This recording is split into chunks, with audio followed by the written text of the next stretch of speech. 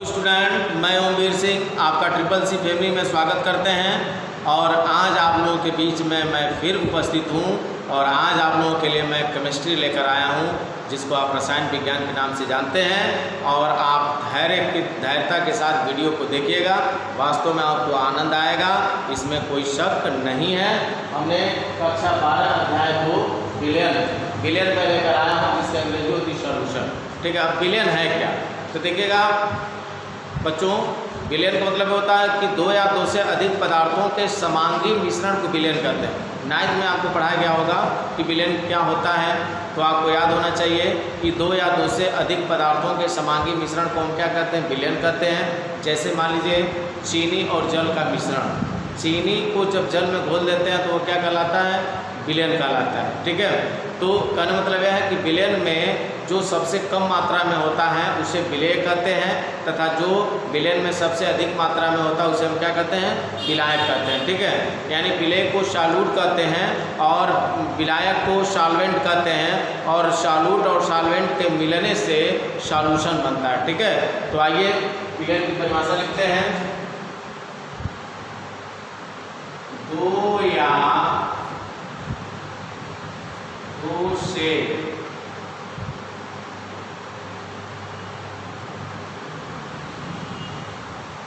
दो या दो से अधिक पदार्थों के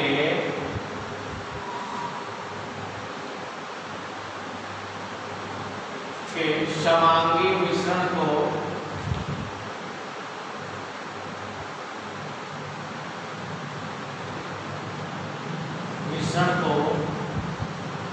विलयन करते हैं।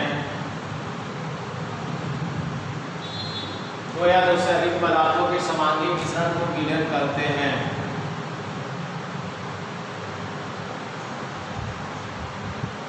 ठीक है, विलयन में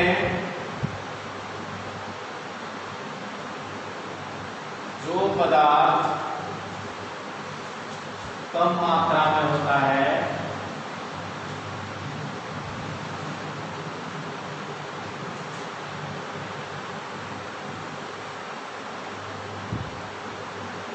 विलयन में जो पदार्थ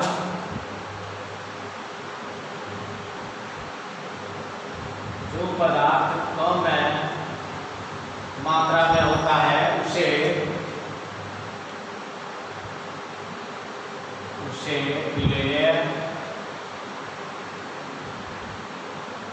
विलेय तथा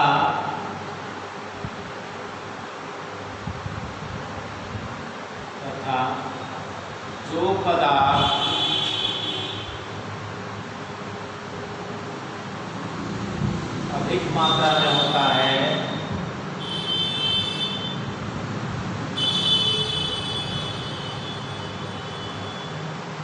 अधिक मात्रा में होता है उसे विलायक पदार्थ कहते हैं। उसे विलायक पदार्थ कहते हैं। ठीक है, यानी परिभाषा है कि दो या दो से अधिक पदार्थों के समांगी मिश्रण को विलयन करते हैं। विलयन में जो पदार्थ कम मात्रा में होता है उसे विलेय करते हैं, तथा जो पदार्थ अधिक मात्रा में होता है उसे क्या कहते हैं, विलायक कहते हैं। जैसे समझिए विलयन यानी विलेय प्लस विलायक, विलेय प्लस विलायक इक्वल क्या होता है, विलयन। ध्यान दीजिएगा, solute SOLUTE plus solvent SOLVENT। Solute plus solvent मिलकर क्या बनाते हैं, सॉल्यूशन बनाते हैं, SOLUTION सॉल्यूशन। याद रखेंगे, यानी विलेय और विलायक के मिलने से क्या बनता है, विलयन बनता है। जैसे चीनी जैसे चीनी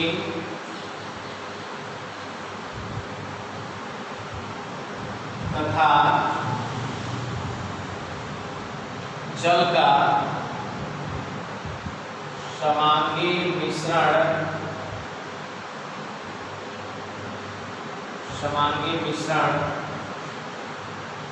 विलयन कहलाता है।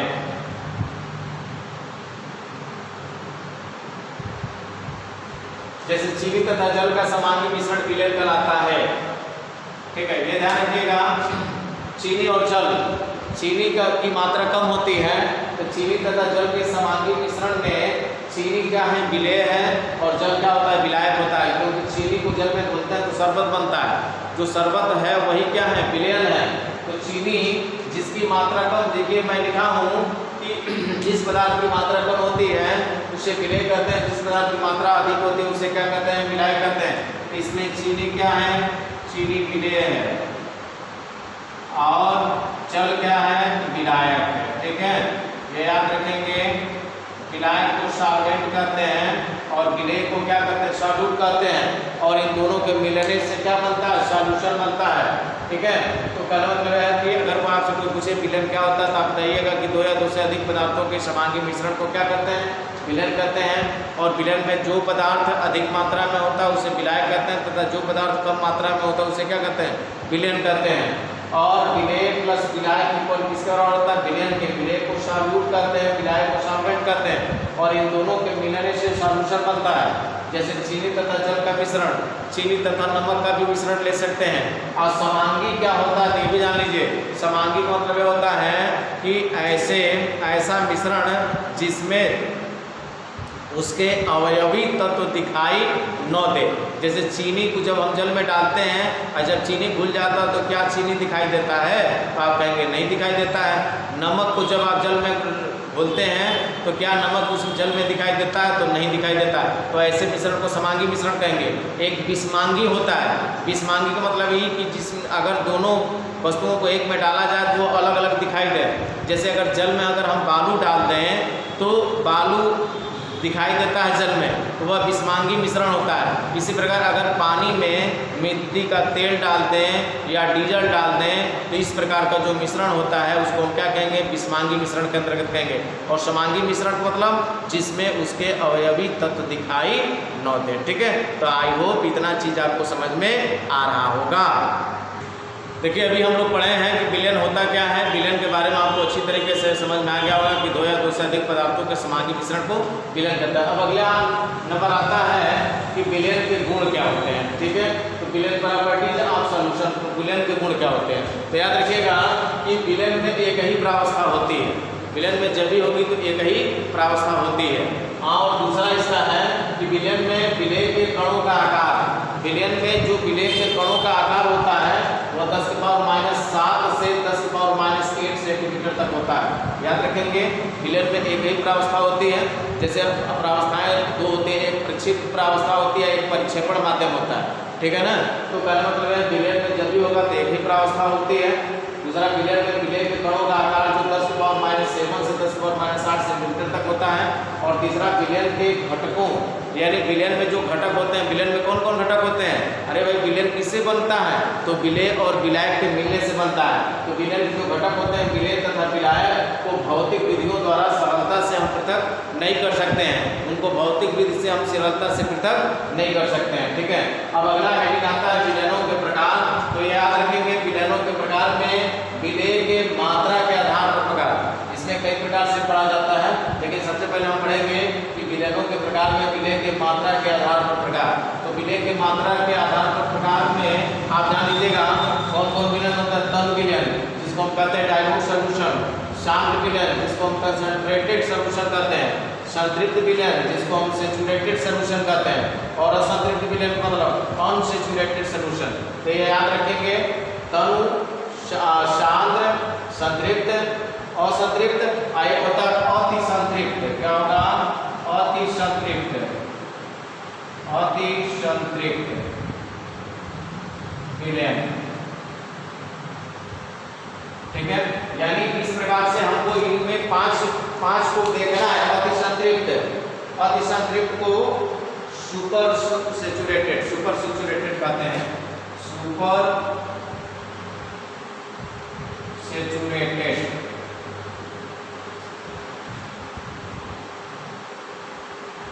तो कहने का मतलब यह है हमको इस प्रकार के विलयन के प्रकार में हमको 5 प्रकार को देखते हैं। विलय की मात्रा के आधार पर ये विलयन के 5 प्रकार हमको पढ़ना है। तनु विलयन, शांत विलयन, संतृप्त विलयन, असंतृप्त विलयन, अतिसंतृप्त विलयन, जिसको सुपर सैचुरेटेड सॉल्यूशन के नाम से जाना जाता है।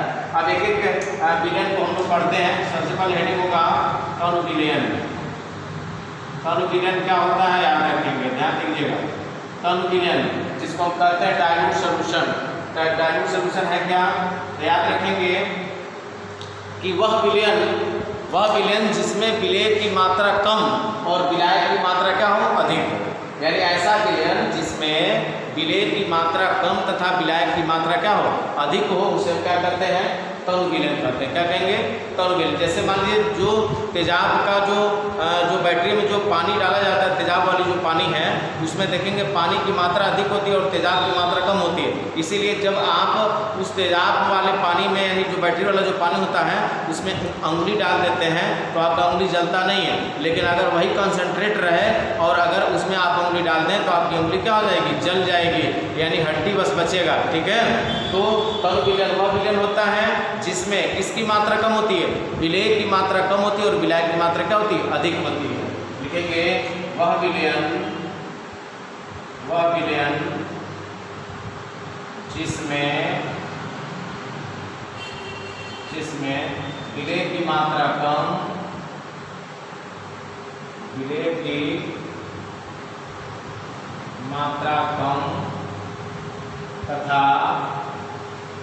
की मात्रा कम तथा विलायक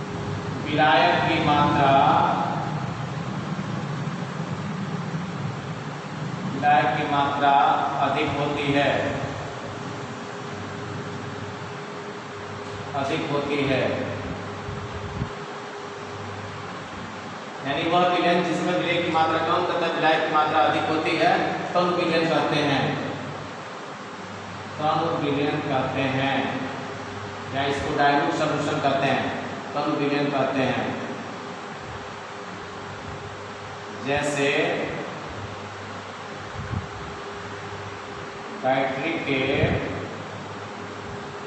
की पानी, क्या कह सकते हैं, बैटरी की जो पानी होती है वो कैसा विलयन होता है, तनु होता है। ठीक है, यानी इसमें अधिक पानी की अधिक मात्रा होती है और तेजाब की मात्रा क्या होती है, कम होती है। दूसरा मैं लिख दे रहा हूँ, तनु के बाद अगला आता सांद्र विलयन। तो सांद्र विलयन एकदम ठीक इसका अपोजिट होगा, याद रखेंगे, जिसको हम क्या कहते हैं, कंसंट्रेटेड सॉल्यूशन कहते हैं। तो बस इसमें लिखना है वह विलयन जिसमें विलय की मात्रा अधिक तथा विलायक की मात्रा क्या होती है, कम होती है। तो लिखेंगे वह विलयन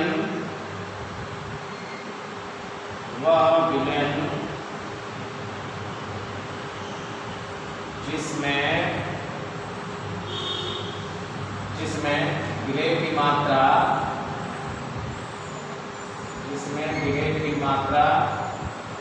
अधिक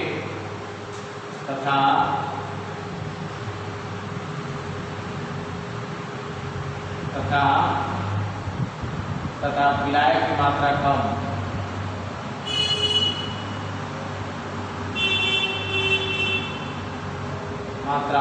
कम होती है।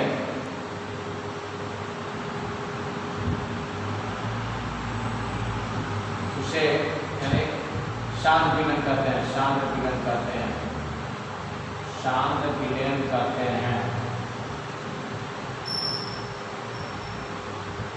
विलयन में जो तेजाब मार्केट में मिलता है, जैसे अगर कहीं चमड़ी पर पड़ जाए तो क्या करता है, एकदम पूरा जो है चमड़ी को एकदम जला देता है, केवल हड्डी बचता है। तो आप कह सकते हैं शांत H2SO4 लिख सकते हैं, H2SO4 सल्फ्यूरिक अम्ल। H2SO4 को हम क्या कहेंगे, सल्फ्यूरिक अम्ल, इसी को हम तेजाब कहते हैं।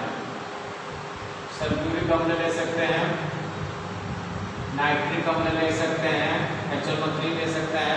ठीक है, H2SO4 हो गया, HNO3 लिख सकते हैं, यानी नाइट्रिक अम्ल है, नाइट्रिक अम्ल।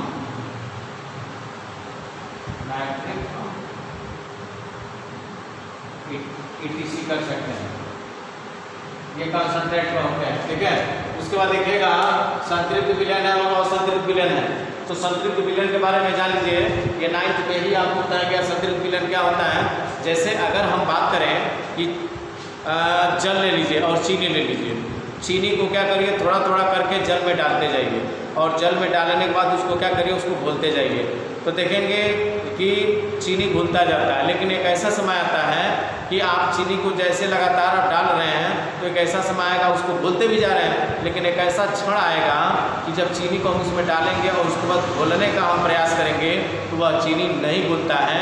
ऐसे विलयन को उस समय जो विलयन होता है उसी विलयन को हम क्या कहते हैं, संतृप्त विलयन कहते हैं। क्या कहेंगे, संतृप्त विलयन। यानी इस तरह से परिभाषा निकल कर आता है कि वह विलयन जिसमें विलय की और अधिक मात्रा न घुले। जैसे चीनी आप थोड़ा थोड़ा करके डाल रहे हैं, घोलते जा रहे हैं तो वो घुलता जाएगा, लेकिन एक ऐसा समय आएगा कि जब उस चीनी को हम डालेंगे जल में उस तन विलयन में, तो जब विलयन में डालते हैं तो चीनी की मात्रा जब उसमें डालेंगे तो वो चीनी नहीं घुलता है। तो उस समय विलयन की जो अवस्था होती है उसी विलयन को हम क्या कहेंगे, संतृप्त विलयन, जिसको हम कहते हैं सैचुरेटेड सॉल्यूशन।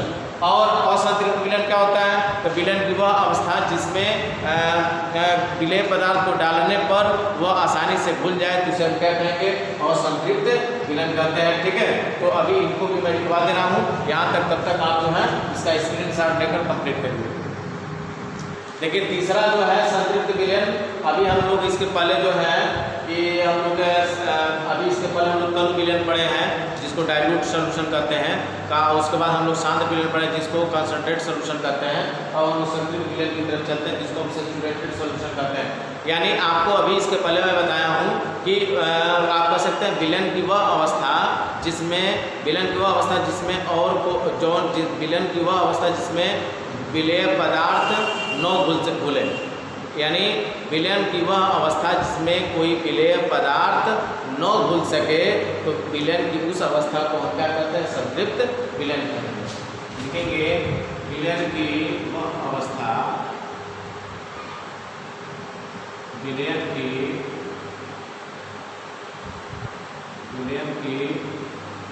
वह अवस्था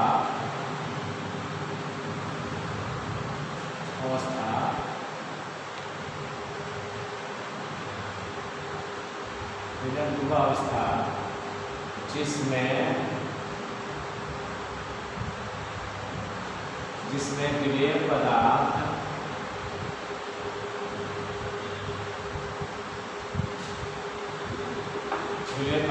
न घुल सके,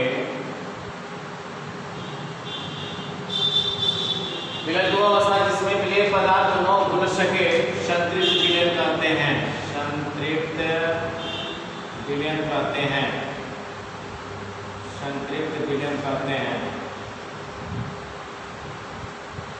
और संतृप्त विलयन का एग्जाम्पल अभी मैं बताया हूँ कि क्या करिए कि जल ले लीजिए और चीनी ले लीजिए या नमक ले लीजिए, नमक ही ले लेते हैं, नमक को क्या करिए धीरे धीरे करके उसको जल में घोलते जाइए।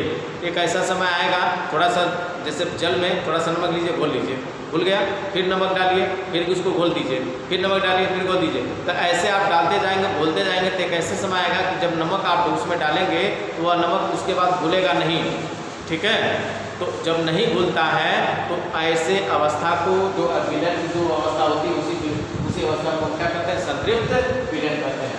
और चौथा क्या है, असंतृप्त विलयन, यानी असंतृप्त विलयन, असंतृप्त विलयन यानी अनसैचुरेटेड, इसको क्या कहेंगे,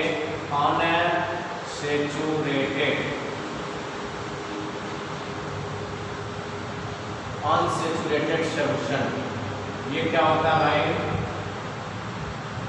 तो याद रखेंगे विलयन की वह अवस्था जिसमें कोई विलेय पदार्थ आसानी से घुल सके, इसमें कारण न घुल सके और इसमें क्या हो जाएगा, घुल सके। तो लिखेंगे विलयन की वह अवस्था, विलयन की वह अवस्था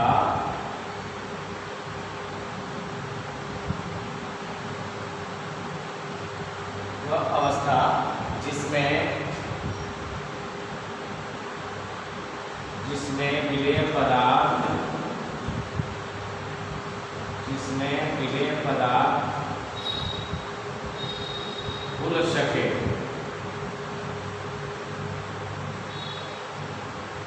सके, और संतृप्त विलयन करते हैं, और संतृप्त विलयन करते हैं।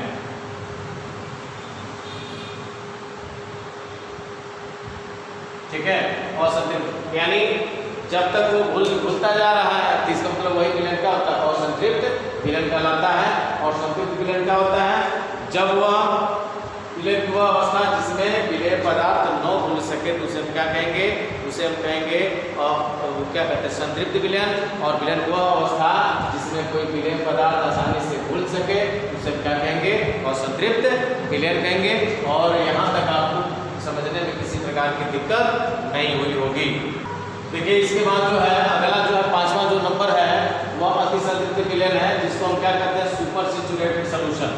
देखिए सुपर सैचुरेटेड सॉल्यूशन है क्या, जैसे आप देखे होंगे कि जैसे हमने चीनी का नमक का भी एग्जाम्पल बताया कि जैसे चीनी को क्या करिए, चीनी और जल ले लीजिए, चीनी को पहले थोड़ा सा मात्रा 1 चम्मच लीजिए, फिर उसको घोल लीजिए, 2 चम्मच लीजिए वो भी घोल लीजिए, 5 चम्मच लीजिए वो भी घोल लीजिए। तो एक ऐसा समय आता है कि जब चीनी को उस विलयन में डालते हैं तो वो घुलता नहीं, तो उस विलयन को हम क्या कहते हैं, असंतृप्त विलयन। क्या कहते हैं, उस विलयन को हम संतृप्त विलयन कहते हैं। और जब तक वो घुलता रहता है तो उसको हम क्या कहते हैं, असंतृप्त विलयन उसको असंतृप्त विलयन करते हैं। ठीक है, तो कहने मतलब यह है कि अतिसंतृप्त विलयन क्या होता है, तो कहने जैसे अब मान लीजिए संतृप्त विलयन को अभी हमने बताया कि जब विलेय पदार्थ की मात्रा को उस विलयन में हम डालें और उसके बाद वो न घुले तो ऐसे विलयन को हम क्या कहते हैं, संतृप्त विलयन कहते हैं। लेकिन अगर उस संतृप्त विलयन को उस संतृप्त विलयन में क्या करें, थोड़ा सा टेम्परेचर दे दें, यानी हम उसको गर्मी दे यानी उष्मा दे दें, तो जब उष्मा दे देते हैं और तब उसमें विलेय पदार्थ को डालते हैं तो उष्मा के सहयोग से वह विलेय पदार्थ उसमें क्या हो जाए, घुल जाए, तो वह विलयन क्या कहलाता है, अतिसंतृप्त विलयन कहलाता है। देखिए परिभाषा में लिखा हूं, वह विलयन जिसमें एक निश्चित ताप पर यानी टेम्परेचर दिया जाए, उस विलयन की संतृप्त अवस्था के लिए आवश्यक मात्रा से अधिक मात्रा में विलेय पदार्थ उपस्थित हो जाए। यानी जो विलेय पदार्थ उस समय विलेय पदार्थ घुल नहीं रहा था, संतृप्त अवस्था में संतृप्त विलयन में विलेय पदार्थ घुल नहीं रहा था, लेकिन जो ही हमने उस संतृप्त विलयन में जो ही टेम्परेचर दिया है तो वह विलेय पदार्थ उसमें आसानी से क्या हो गया, घुल गया। तो ऐसे विलयन को हम क्या कहेंगे, अतिसंतृप्त विलयन के नाम से जानते हैं। और हमें आई होप कि जो भी आज हम आपको बताए हैं वो अच्छे से आपको समझ में आया होगा। अगर वास्तव में समझ में आया है तो लाइक्स कर दीजिए, कमेंट्स कर दीजिएगा और साथ ही साथ ये शेयर भी कर दीजिएगा।